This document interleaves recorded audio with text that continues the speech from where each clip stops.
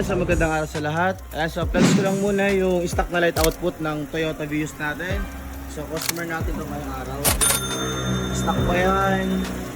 Stock pa rin yung kabila. So check natin yung stock na light output. Low beam.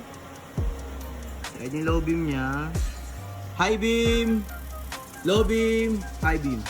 So mamaya check natin yung final light output. Tapos na makikabit na natin yung S1 projector headlights. At syempre, magagawa niyan, si Neil, si JB, si Sontay. Ayan, so dalawa pala yung customer namin, Fortuner and itong Toyota Vios. Pero focus po na tayo sa Vios na to mamaya. Mabilis na naman to kung hindi permasil. Sana is hindi siya permasil kasi may mga Vios na paiba-iba. So ayan, update ko na lang kay mamaya once na ma-fit na yung backlight projector na gagamitin natin.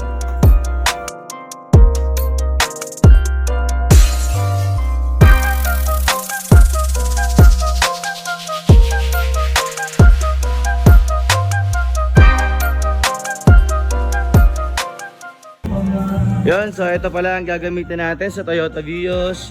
S1 projector headlights, 14,500 and Amber Demon Eye plus DRL. So ang DRL natin guys depende.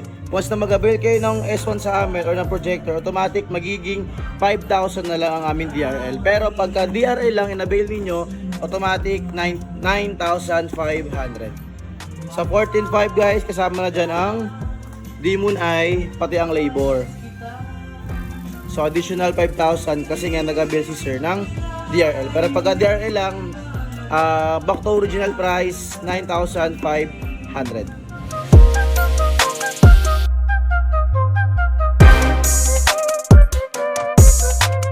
Dito is pinafit na nga ni Neil yung S1 projector headlights na gagamitin natin. Ayan, pero yung kabila is na-fit niya na. Ito yung look, meron pa tayong shrouds dyan.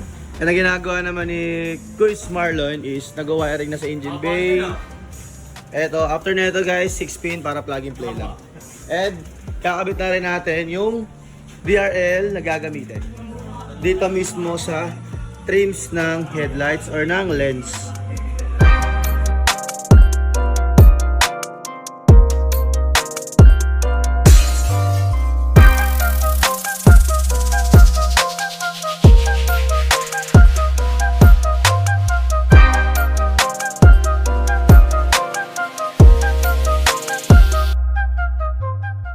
Yun, so tapos na ngang mapatag yung light output.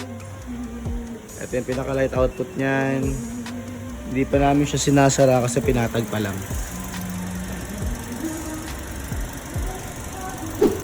Passenger side is nilagyan na natin ng shrouds. So ito yung naging look na pagka may shroud na. Hindi nakita yung loob. Yung kabila naman is tatakpan pa lang natin.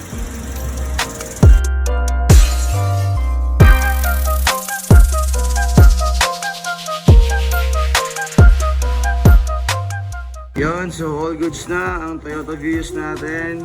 Isasarado na lang and papalitan natin ang panibagong bidil, which is normal na bidil na lang ilalagay.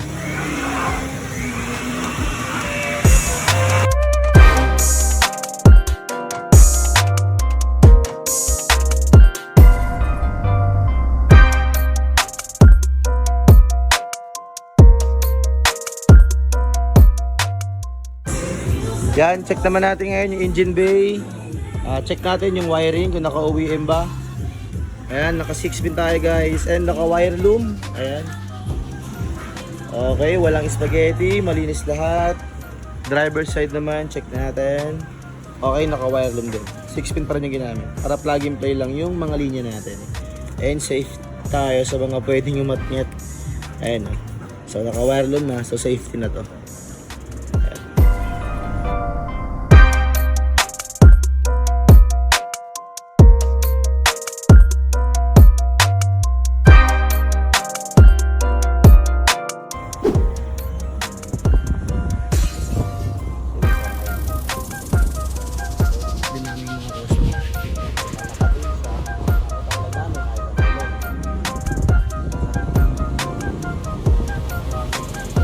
Low beam, high beam, low beam.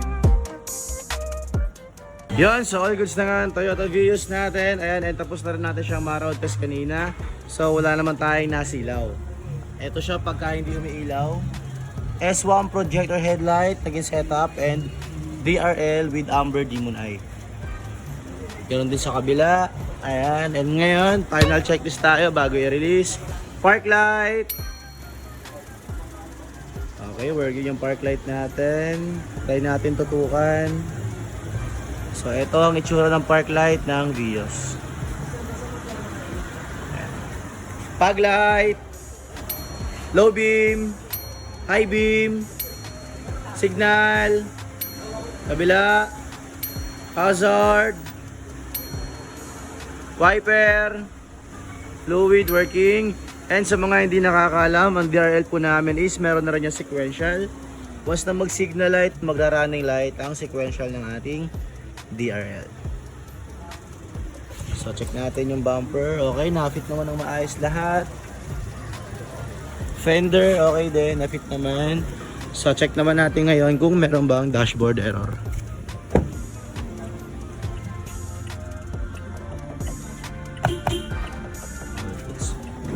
Yun, so all goods na nga ang Toyota Vios natin. Kaya sa may mga gusto ng ganong klaseng setup, team na agad sa page natin, Crazy Mods Philippines. Baba. つまらない男